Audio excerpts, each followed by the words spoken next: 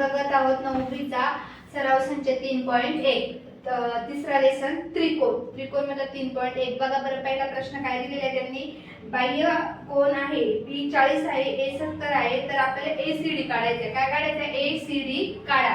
ए B C D. आपल्याला B किती दिलेला आहे? 40 दिलेला आहे. ए किती दिलेला आहे? 70. मग त्यांनी काय काढलं आहे आपल्याला? एसीडी. मग बी ए सी किती झाला? 70. ए बी सी किती आहे? 40 आणि एसीडी किती आहे? एसीडी आपल्याला काढायचा आहे. मग आपण काय केलं? बी ए सी अधिक ए बी सी. मग बी ए सी किती? 70. ए बी सी किती? 40. एसीडी आपण काढणार आहोत. मग 70 अधिक 40 किती झाले? 110. म्हणजे एसीडी किती आला?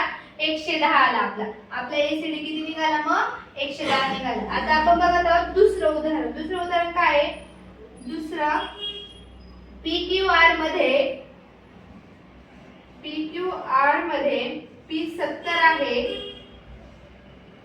Q 65 आहे, तर R चे माप काढा. R चे माप काढा. आपल्याला R चे माप काढायला लावलेले आहेत. मग PQR पूर्ण कोन किती अंशाचा असतो? 180 अंशाचा असतो. मग PQR बरोबर 180. मग आपल्याला P किती दिलेला आहे? 70. Q किती दिलेला आहे? Q किती दिलेला आहे? 65. आपल्याला काय काढायचं आहे? R काढायचं आहे. बरोबर 180. P 70 घेतला, Q 65 घेतला, R तसा घेतला आणि 180 आपण लिहिला. आता R बरोबर 70 अधिक 65 बरोबर 180. 70 अधिक 65 किती झाले? 135 झाले. 135 बरोबर 180. मग R बरोबर 180 वजा 135. मग 180 मधून 135 गेले, मग किती आले? 45. म्हणजे R किती आला आपला? 45. R ची किंमत किती आली? मग 45. अशा प्रकारे आपण R ची पण किंमत काढली. आपल्याला P ची किंमत दिली होती, Q ची किंमत दिली होती, फक्त R ची किंमत दिलेली नव्हती. मग आपल्याला R चे माप काढायला लागले होते. अशा प्रकारे आपले R चे पण माप निघाले आहे. R चे माप आपले 45 आहे. आता आपण तिसरं उदाहरण बघत आहोत. तिसरं उदाहरण आहे आपल्या त्रिकोणाच्या कोनांची मापे x. त्रिकोणाच्या कोनांची मापे x अंश, x वजा 20, x वजा 40 असतील तर प्रत्येक कोनाचे माप किती? तर प्रत्येक कोनाचे माप किती आहे हे काढायचं आहे आपल्याला. मग बघा, x अधिक x वजा 20 अधिक x वजा 40 बरोबर 180. मग आपण x किती झाले? 3x झाले. किती x झाले? 3x. 3x वजा 3x 40 आणि 20 50 आणि 60. मायनस मायनस काय होतं? प्लस होतं. प्लस प्लस प्लस होतं. मग 40 आणि 20 60 झाले. किती झाले? 60 बरोबर 180. मग 3x बरोबर 180 अधिक 60. 3x बरोबर 180 अधिक 60 किती झाले? 240. मग x बरोबर 240 भागिले 3. 3 आणि 240 काय करायचं? भागायचं.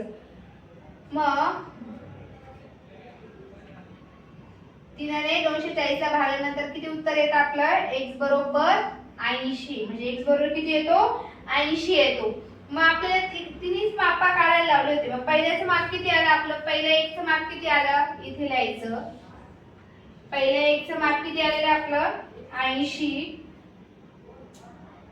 आपण इकडे सॉल्व करूया. x बरोबर किती आले आपले? 80 आले. कृष्णा थांबू का? थांबो.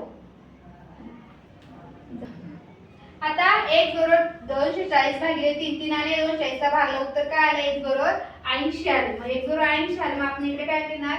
x वजा 20 म्हणजे आपल्या x वजा 20 इकडे घेतलेली किंमत घेतली आपण बरोबर x ची व्हॅल्यू किती आली 80. मग 80 मधून 20 काढायचे बरोबर 60. परत x बरोबर 40. x ची किंमत किती आली आपली 80. मग 80 तनं 40 काढायचे परत 40. मग आपल्या पहिल्या याची आली 80, नंतर आला 60, नंतर आले 40. अशा प्रकारे तिने x ची किंमत आपण काढलेली आहे. आता आपण बघत आहोत चौथं उदाहरण. किती उदाहरण चौथं उदाहरण बघत आहोत. चौथं उदाहरण आहे त्रिकोणातील तीन कोणांपैकी एक कोन सर्वात लहान कोनाच्या दुप्पट व दुसरा कोन सर्वात लहान कोनाच्या तिप्पट आहे, तर तिन्ही कोनांची मापे काढा. काय प्रश्न आहे परत वाचते. त्रिकोणांच्या तीन कोनांपैकी एक कोन सर्वात लहान त्रिकोणांच्या तीन कोनांपैकी एक कोन सर्वात लहान कोनाच्या दुप्पट व दुसरा कोन सर्वात लहान कोनाच्या तिप्पट आहे, तर तिन्ही कोनांचे मापे काढा. चौथं उदाहरण असं आहे. आपण तिन्ही कोनांचे काय करायचे माप काढायचे आहे. मग पहिला आपण 2x आपल्या उदाहरण आपण प्रश्न काही लिहित नाही, आपण डायरेक्ट सॉल्व करतो. आपण पुस्तकातही 3.2 चा प्रश्न बघून उत्तर काढू शकतो.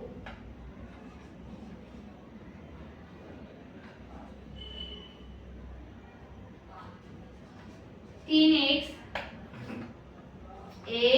अधिक 2x अधिक 3x बरोबर 180. 3 आणि 2 5, 5 आणि 1 6. मग 6x बरोबर 180. मग x बरोबर 180 ला आपण कितीने भागणार 6 ने भागणार. मग x बरोबर किती उत्तर येईल आपलं 30. म्हणजे x चं उत्तर किती आलं 30 आलं. मग x 2x बरोबर 2 गुणिले 30. आता 30 2 गुणिले 30 केलं काय येतं 60 येतो. किती येतो 60. परत 3x ने पण गुणायचंय. मग 3 गुणिले 30 मग इथे किती येईल 90 येईल. किती 90. म्हणजे तिन्ही कोणांचे माप काढायचे होते आपल्याला. पहिल्या कोणाचं माप किती आले माप किती आलं आपलं 30 आलं. दुसऱ्याचं किती आलं 60 आणि तिसऱ्याचं 90.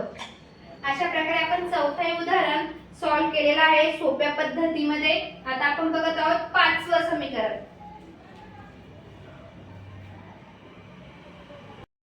आता आपण बघत आहोत पाचवं उदाहरण. x y z च्या किमती काढा. आता x y z च्या किमती t e n n e m equal बरोबर 180. t e n किती आहे 100 आहे. y जसा तसा घेतला आणि 180 घेतलं. y इकडे घेतला बरोबर 180 वजा 100. 180 मधून 100 गेले किती उरले 80. म्हणजे y किती आले 80. e m r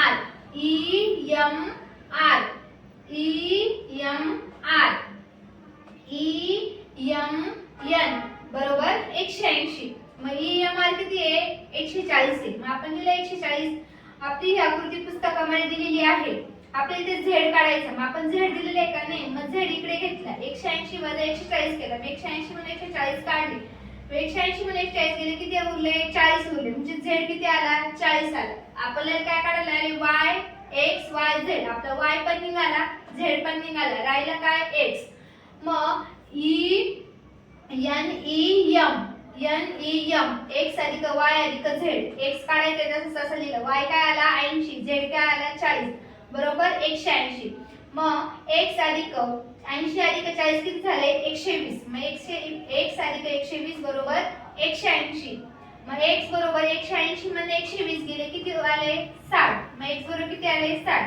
x बरोबर 60, y बरोबर 80 आणि z बरोबर 40. अशा प्रकारे आपण पाचव्या समीकरणामध्ये x y z च्या किमती काढलेल्या आहे. आता आपण बघत आहोत सहावं उदाहरण. आता आपण बघत आहोत सहावं उदाहरण. DRE चे मापे काढा. आपल्याला ही आकृती पुस्तकामध्ये दिलेली आहे आणि पूर्ण उदाहरण आपण पुस्तकामध्ये पण बघू शकतो. आपण इथे फक्त माप कोणते कशाचे माप काढायचे तेच आपण इथे लिहिलेलं आहे. आता बघा BAD किती अंशाचा आहे 70 अंशाचा आणि EDE पण हा 70 अंशाचा आहे. आपल्याला ARE काढायचा आहे. काय काढायचं आहे ARE. मग 70 आपण इथे काय घेतला, हा 70 घेतला आणि ARD किती आपल्याला 40 आहे, मग आपण हा 40 घेतला. 70 अधिक 40 किती झाला, 110 झाला. म्हणजे ARD किती आला, 110 आला. मग ARE अधिक DRE बरोबर 180. ARE काय आहे, 110 आणि DRE आपल्याला काढायचा आहे बरोबर 180. मग DRE इकडे घेतला, 180 इकडे घेतला, इकडे प्लस आहे तिकडे मायनस झालं. मग 110, 180 मध्ये 110 गेले किती उरले, 70. म्हणजे DRE बी कडे किती आला, 70 आला. मग DRE 70 आला आणि ARE किती आला, 110 आला. अशा सोप्या पद्धतीमध्ये आपण 6वे उदाहरण सॉल्व्ह केलेलं आहे.